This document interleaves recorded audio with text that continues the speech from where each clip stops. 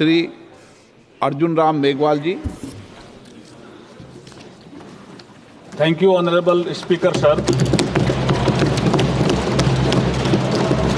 With your permission, I beg to move for leave to introduce the Constitution 129th Amendment Bill. नमस्कार। लोकसभा में जोरदार विपक्ष के विरोध के बावजूद एक देश एक चुनाव का जो विधेयक है, संविधान विधेयक, उसे जॉइंट पार्लियामेंट्री कमेटी को भेज दिया गया।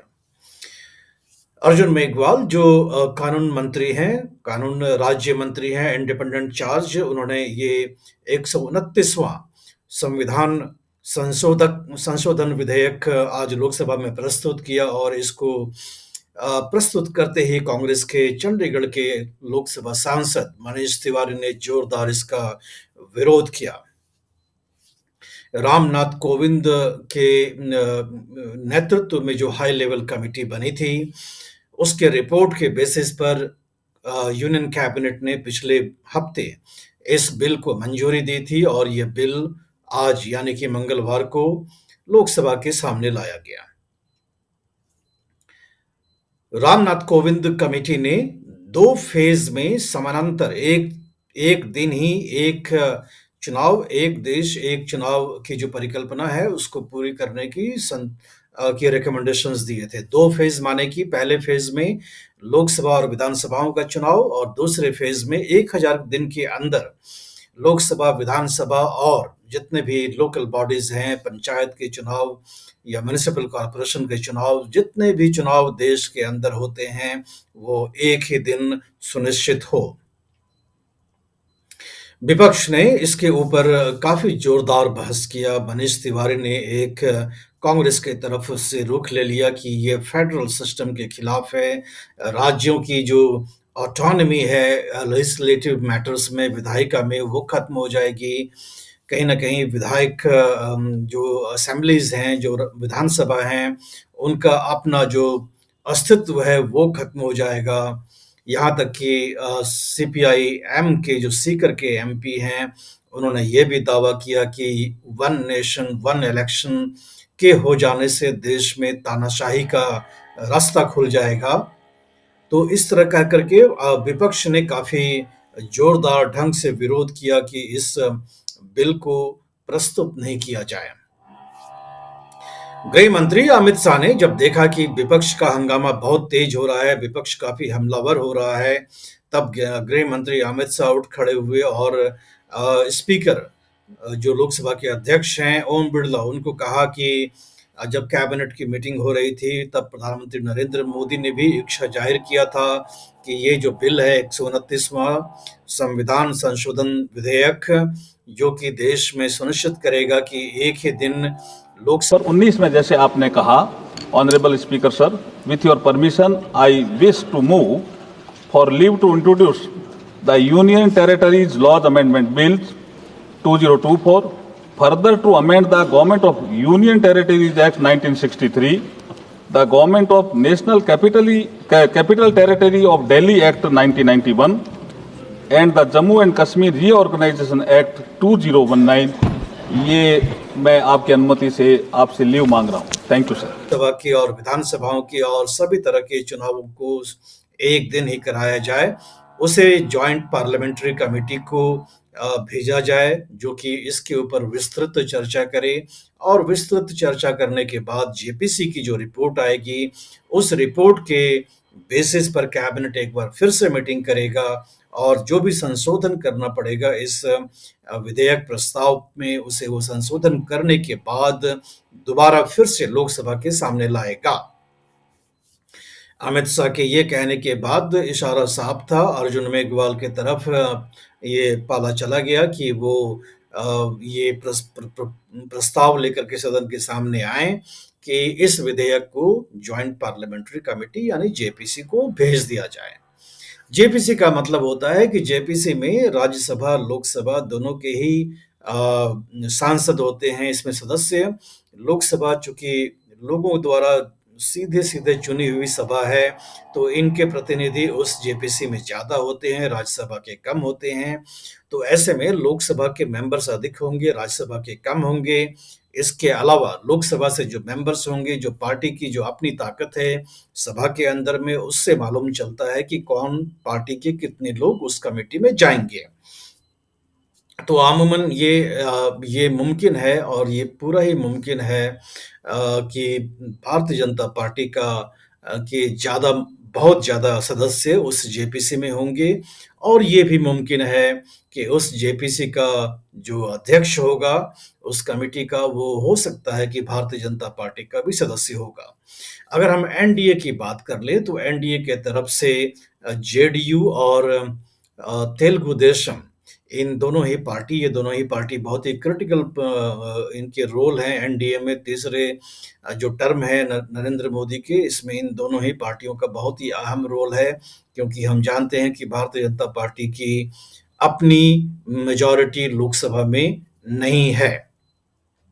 तो भारतीय जनता पार्टी की जो सरकार है, जो एनडीए की सरकार है, वो निर्भर करती है जेडीयू बिहार की पार्टी और तेलुगु देशम पार्टी आंध्र प्रदेश, दोनों के ही समर्थन पर मोदी सरकार की स्टेबिलिटी निर्भर करती है। तो ऐसे में तेलुगु देशम पार्टी ने भी बहुत ही खुल कर करके one nation one election bill का सपोर्ट किया। उन्होंने बहुत सारा आर्ग्यूमेंट्स दिया इसके ऊपर कि इससे खर्चा बचेगा, देश में बार-बार चुनाव होते हैं। उन्होंने ये भी कहा कि लोकसभा चुनाव के बाद 17 जगहों पर विधानसभा के चुनाव कराए जाते हैं। ऐसे में जो गवर्नेंस होता है, सरकारी काम-काज होता है, वो ठप हो जाता है। तो ऐसे-वैसे डिसरप्शंस होते हैं सरकार के काम में और इलेक्शन कमीशन ने भी करीबन 6,500 करोड़ रुपए 2024 के लोकसभा चुनाव को करवाने में खर्च किए। तो इस तरह से अगर वन नेशन वन इलेक्शन हो जाता है, एक ही चुनाव से लोकसभा के सांसद भी चुने जाएँ और विधानसभा के विधायक भी चुने जाएँ, तो इतना बड़ा खर्च नहीं होगा जो 6,500 करोड़ रुपया चुनाव आयोग ने 2024 के लोकसभा चुनाव को कराने में खर्च किए।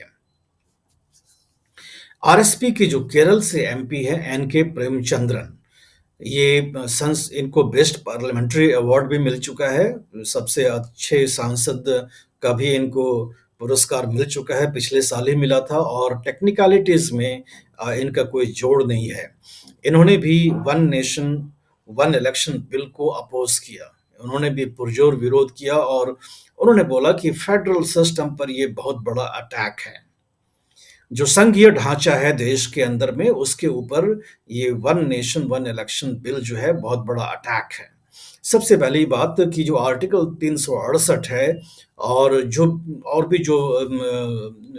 जो आर्टिकल्स हैं संविधान के, उसमें ऐसा कुछ भी नहीं है कि वन नेशन वन इलेक्शन करवाने के लिए विधानसभाओं की सहमति ली जाए, आधे से अधिक विधानसभाओं की सहमति ली जाए। आदरणीय गृह मंत्री को मैं यही कहना चाहूंगा कि अगर कोई पार्टी इसका समर्थन करना भी चाहे तो भी वो समर्थन 72 पे ही रह सकता है, जनरल वो चर्चा में नहीं ला सकते समर्थन के लिए। मैं सर ये दो जो कानून है, constitutional amendment 129 constitutional amendment act और the bill to further amend government of union territories act 63, national capital territories 91, Jammu Kashmir reorganisation act 2019, ये दोनों कानून संविधान और नागरिकों के वोट देने के जो उनकी संवैधानिक अधिकार है उस पर आक्रमण है और इसका हम पुरजोर विरोध करते हैं। विरोध का आधार ये है कि इस सबसे पहले 82 ऐसा कुछ भी नहीं है।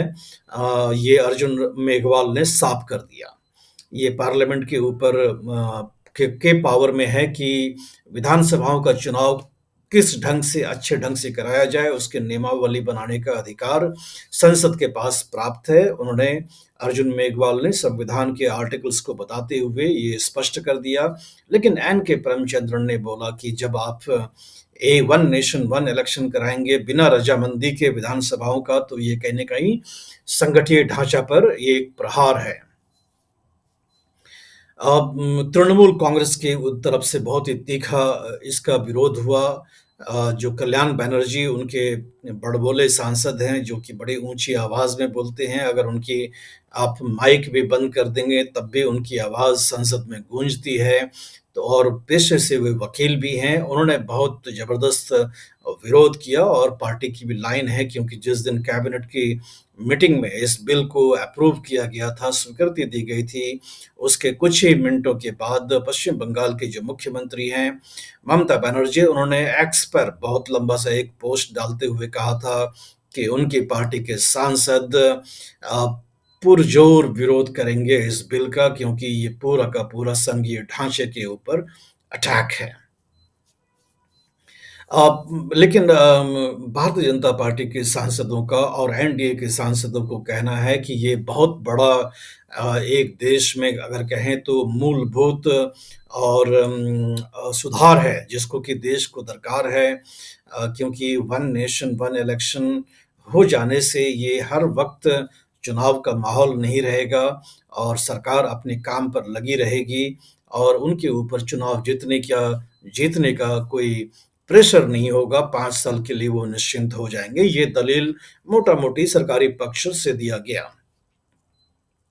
बीजेपी के सांसदों का माने तो उनका ये भी कहना है कि 10,000 करोड़ रुपए तक खर्च हो सकता है अगर देश में वन नेशन वन इलेक्शन कराया जाए। वन नेशन वन इलेक्शन का अब तक किसी ने स्पष्टीकरण ये नहीं दिया है कि ये चुनाव एक ही दिन में हो जाएगा। ये किसी ने नहीं कहा है, तो ये कभी भी कोई भ्रांति नहीं होना चाहिए कि ये वन नेशन वन इलेक्शन का मतलब है कि एक ही दिन चुनाव कराया और आपने संसद में लोकसभा के भी सांसद चुन लिए और विधानसभा में भी आपने विधायक चुन लिए। ये बिल्कुल भी भ्रांति आप हटा सकते हैं।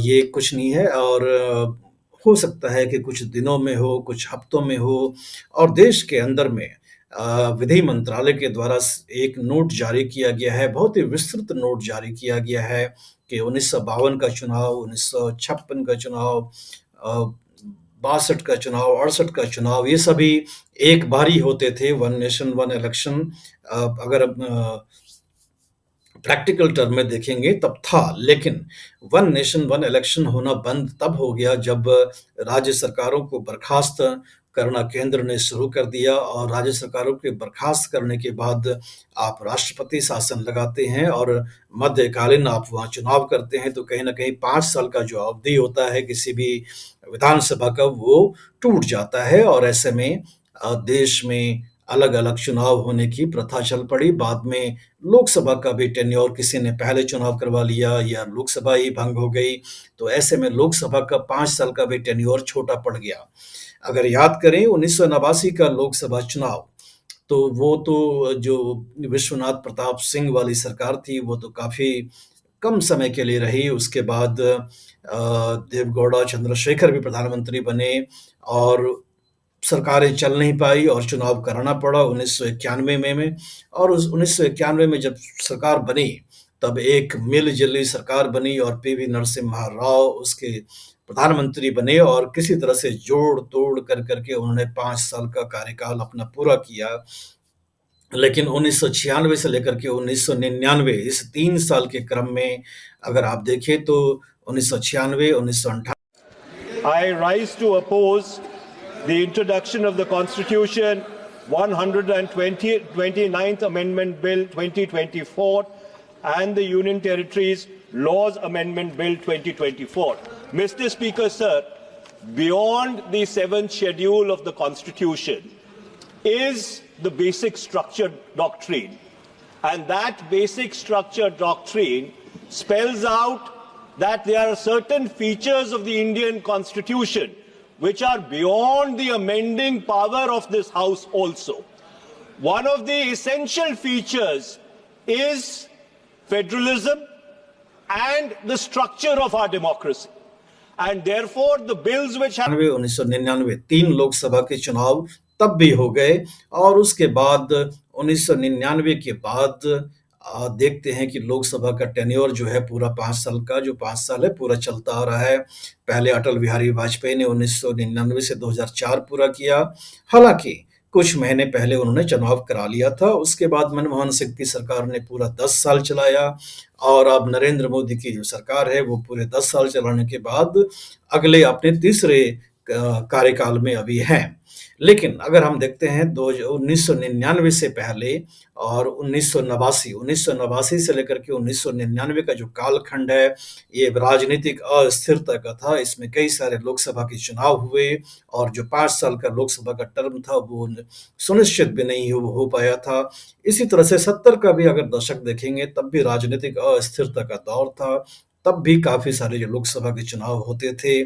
तो राजनीतिक अस्थिरता जो है भारतीय लोकतंत्र की एक पहचान भी है और कहीं न कहीं इनके डीएनए में भी है।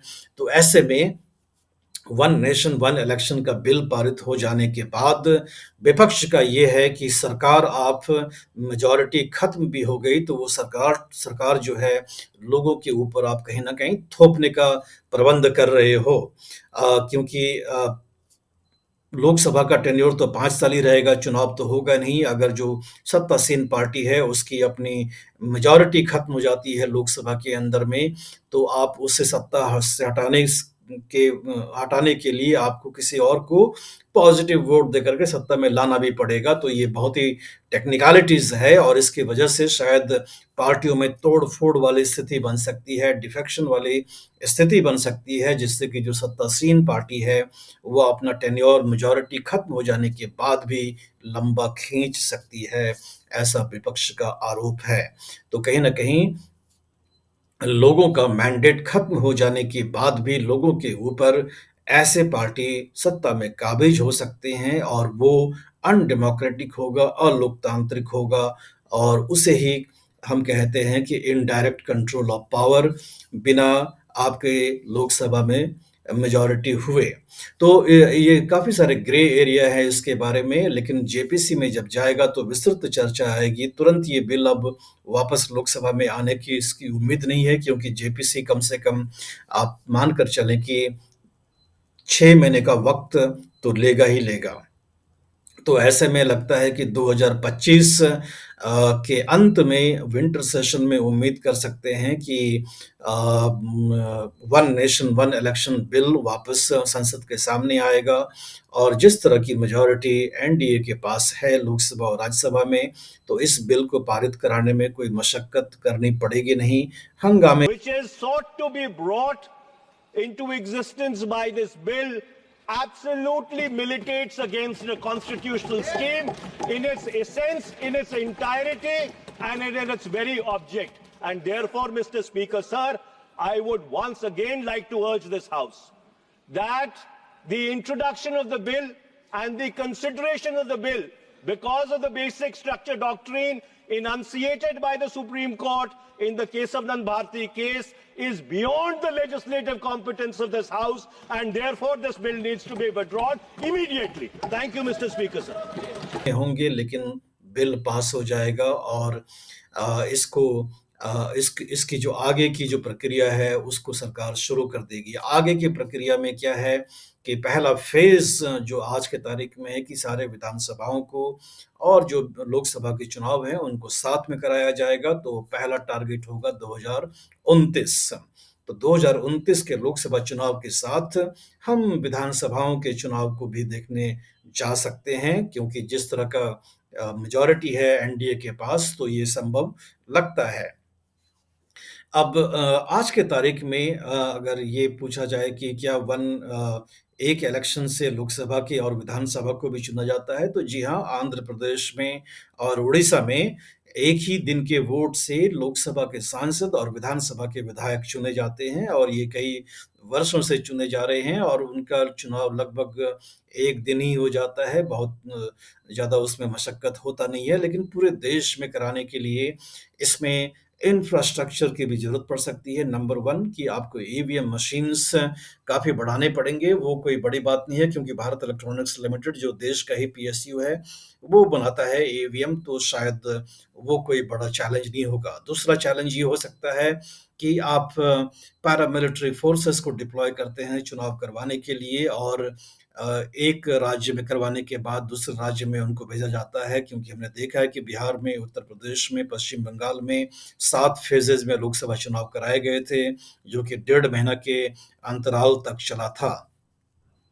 तो ऐसे में पैरामिलिट्री फोर्सेस अर्धसैनिक बलों के ऊपर बोझ बढ़ सकता है और अगर हम लेफ्टिनेंट जनरल रिटायर्ड के.जे. सिंह की बात करें तो उनका दलील ये है कि पैरामिलिट्री जो फोर्सेस हैं, जो अर्धसैनिक बल हैं, उनका काम चुनाव करवाना नहीं है, बिल्कुल नहीं है। उनका काम जो इंटरनल सिक्योरिटी है उससे डील करना है और आप उनको चुनाव के काम करवा करके कहीं न कहीं उनका जो कोर कॉम्पिटेंसी है उससे आप कॉम्प्रोमाइज़ कर रहे हैं। तो ऐसे में वो सुझाव देते हैं कि जो राज्य की जो पुलिस हैं उनको आप दुरुस्त करें, उन्हें ट्रेन करें और उनको चुनाव ड्यूटी में लगाएँ। लेकिन जो राज्य की जो पुलिस होती है उन पर ये आरोप लगता है कि जो राज्य की सरकार है उनके दिशा-निर्देश पर वो काम करते हैं, इसलिए अर्धसैनिक बलों का इस्तेमाल चुनाव आयोग जो है चुनाव करवाने के लिए करता है। तो अगर वन नेशन वन इलेक्शन होता है, तो कहीं न कहीं आने वाले भविष्य में, आने वाले समय में एक अलग से डेडिकेटेड सिक्योरिटी फोर्स की भी माँग शायद बन सकती है। ये वीडियो आपको कैसा लगा? हमें आप कमेंट दे करके बताएँ, लिख करके बताएँ और हम उसे पढ़ेंगे और आने वाले वीडियो में उन कमेंट्स के ऊपर भी हम चर्चा करने की कोशिश करेंगे। इस वीडियो का लिंक अपने दोस्तों और रिश्तेदारों के साथ खूब सारी मात्रा में शेयर करें और चैनल को सब्सक्राइब करना बिल्कुल भी ना भूलें। धन्यवाद।